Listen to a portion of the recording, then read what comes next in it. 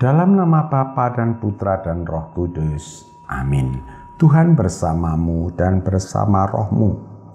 Inilah Injil suci Yesus Kristus menurut Matius. Dimuliakanlah Tuhan. Matius bab 14 ayat 22 sampai 36. Sekali peristiwa setelah mengenyangkan orang banyak dengan roti, Yesus segera menyuruh murid-muridnya naik perahu dan mendahulunya ke seberang. Sementara ia menyuruh orang banyak pulang. Dan setelah orang banyak itu disuruh pergi, Yesus mendaki bukit dan berdoa seorang diri. Ketika hari sudah malam, ia seorang diri di situ. Perahu para murid sudah beberapa mil jauhnya dari pantai dan diombang-ambingkan gelombang karena angin sakal. Kira-kira jam 3 malam, datanglah Yesus kepada mereka berjalan di atas air. Melihat dia berjalan di atas air, para murid terkejut dan berseru, "Itu hantu!" Dan mereka pun berteriak ketakutan. Tetapi Yesus segera menyapa mereka, katanya, "Tenanglah, akulah ini, jangan takut." Lalu Petrus berseru, "Tuhan, jika benar Tuhan sendiri, suruhlah aku datang kepadamu dengan berjalan di atas air." Kata Yesus, "Datanglah." Maka Petrus turun dari perahu dan berjalan di atas air mendapatkan Yesus. Tetapi ketika dirasakannya tiupan angin kencang, Petrus menjadi takut dan mulai tenggelam lalu berteriak, "Tuhan, tolonglah aku." Segera Yesus mengulurkan tangannya, memegang dia dan berkata, "Orang kurang percaya, mengapa engkau bimbang?" Keduanya lalu naik ke perahu dan redalah angin. Dan mereka yang ada di perahu menyembah dia, katanya, "Sungguh engkau anak Allah." Setibanya di seberang, mereka mendarat di Genesaret. Begitu Yesus dikenal oleh orang-orang setempat, mereka memberitahukannya ke seluruh daerah. Maka semua orang sakit dibawa kepadanya. Mereka memohon supaya diperkenankan menjamah jumbai jubahnya. Dan semua orang yang menjamah dia menjadi sembuh. Demikianlah Injil Tuhan. Terpujilah Kristus. Saudara-saudara yang dikasihi Tuhan dan yang saya gemateni, renungan harian saya pada tanggal 3 Agustus 2020 ini berjudul Belajar Percaya. Bacaan diambil dari Matius bab 14 ayat 22 sampai 36. Saudari-saudara, dari satu pihak kita kerap menghadapi kondisi yang berat dan menurut perhitungan manusia tidak ada jalan lain. Kemungkinan yang sangat buruk dan fatal akan menimpa kita. Dari lain pihak, kita tahu bahwa Yesus sangat mengerti kondisi kita dan sangat ingin menyelamatkan kita. Sayangnya, kedua belah itu kerap kali tidak nyambung. Lalu di mana sambungannya? Saudara-saudara, kondisi para murid adalah gambaran kondisi kita. Dalam kegelapan malam, jam 3 pagi, di tengah danau, para murid diterjang angin sakal. Angin sakal adalah angin kuat yang datangnya tiba-tiba, sulit diprediksi dan arahnya pun tidak jelas. Terkadang lurus, lain kali berputar ke kiri, lalu berbalik ke kanan, sehingga gelombang air pun kacau. Otomatis perahu yang ada di atasnya terbanting dengan arah yang tidak menentu. Dalam kondisi semacam ini, kemungkinan satu-satunya adalah tenggelam di gulung amarah amukan ombak. Saudara-saudara, semakin tambah umur kita ini kok semakin banyak berhadapan dengan kondisi gawat darurat semacam ini. Ada saudara yang bangkrut karena tertipu oleh rekan bisnis.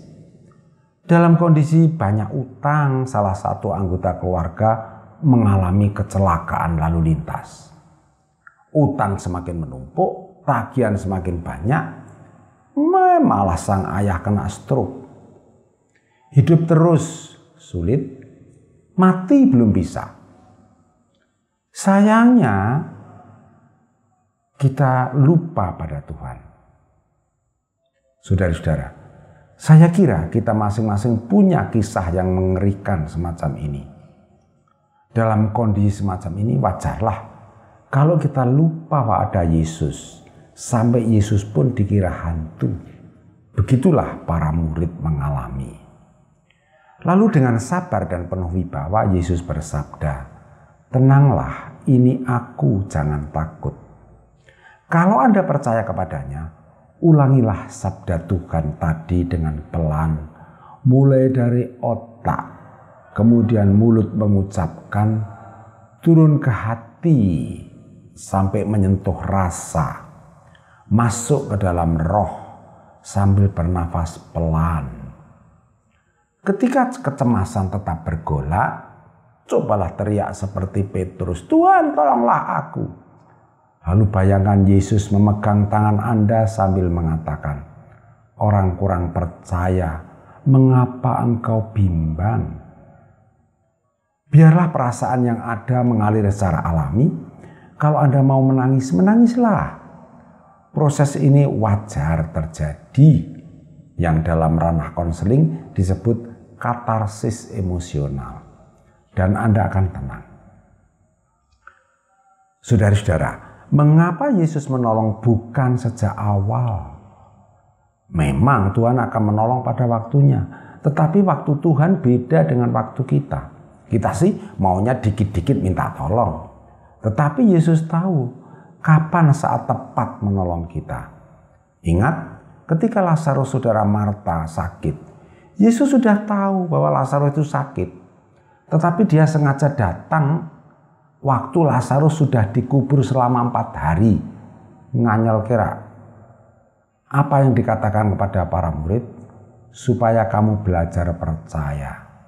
Dan akhirnya Yesus membangkitkan Lazarus. Saudara-saudara, jangan lupa, dalam Dia pasti ada harapan. Kalau pintu-pintu tertutup, Yesus bisa membuka jendela. Mengapa Yesus berjalan di atas air? Kok Dia tidak langsung saja masuk ke perahu dan menenangkan gelombang? Saudara-saudara, Yesus ingin agar para muridnya percaya bahwa Dia berada di atas hukum alam. Dia bisa mengatasi gravitasi bumi. Berarti amarah dan amukan gelombang itu ada di bawah telapak kakinya. Nah, kita kerap kali salah fokus. Seperti Petrus, ketika melihat Yesus tetap aman, tetapi ketika dia melihat gelombangnya tinggi, bimbang dia. Ketika menghadapi penderitaan, arahkan fokus kita kepada Yesus dengan segala kuasanya. Beri kesempatan kepadanya untuk menunjukkan kuasanya.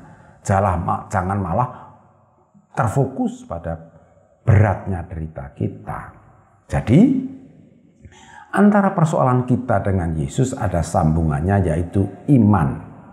Iman bahwa pertama, Dia selalu ingin menyelamatkan kita. Kedua, Dia mempunyai kemampuan untuk itu. Ketiga, Dia tahu cara menyelamatkan kita. Keempat, Dia tahu waktu yang tepat untuk bertindak.